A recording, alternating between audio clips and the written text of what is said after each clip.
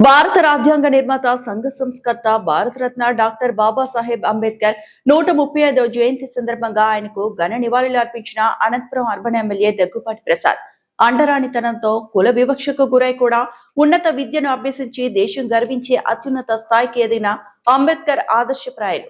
ప్రపంచంలో బలమైన ప్రజాస్వామ్య దేశంగా మన దేశం నిలుస్తోంది అంటే దానికి కారణం ఆయన మనకు ఇచ్చిన రాజ్యాంగం.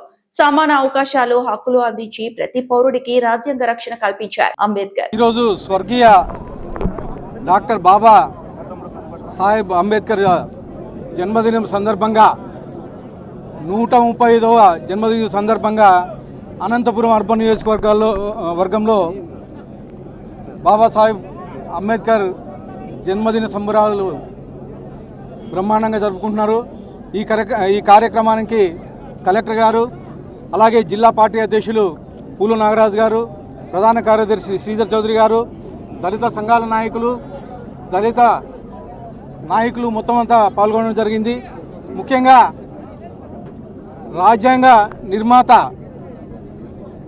డాక్టర్ బాబా సాహెబ్ అంబేద్కర్ గారు బడుగు బలహీన వర్గాలకి, అంటే చిన్న పేదరికం ఇంట్లో పుట్టి ఎంతో ఉన్నత విద్య అభ్యసించి రాజ్యాంగ రూపకర్తగా ఈరోజు మనం దేవుని మాదిరిగా కొలుచుకుంటున్నాం.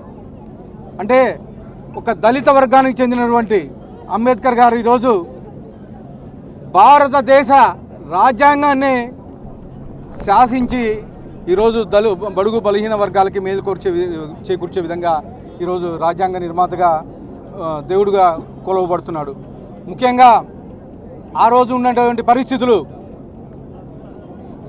అట్టడిగిన వర్గాల వారికి మేలు చేకూర్చే విధంగా రిజర్వేషన్స్ అయితే ఏమి, అలాగే ఆ రోజు ఉండే రాజ్యాంగబద్ధంగా వాళ్ళకి కావాల్సిన హక్కులు అయితే మొత్తం అన్ని ఈరోజు రూపకల్పన చేసింది బాబాసాహెబ్ అంబేద్కర్ గారు అని చెప్పేసి తెలియజేస్తూ, మరొకసారి దళిత నాయకులందరికీ, దళితులకు బాబాసాహెబ్ 135వ జయంతి శుభాకాంక్షలు తెలియజేస్తాను.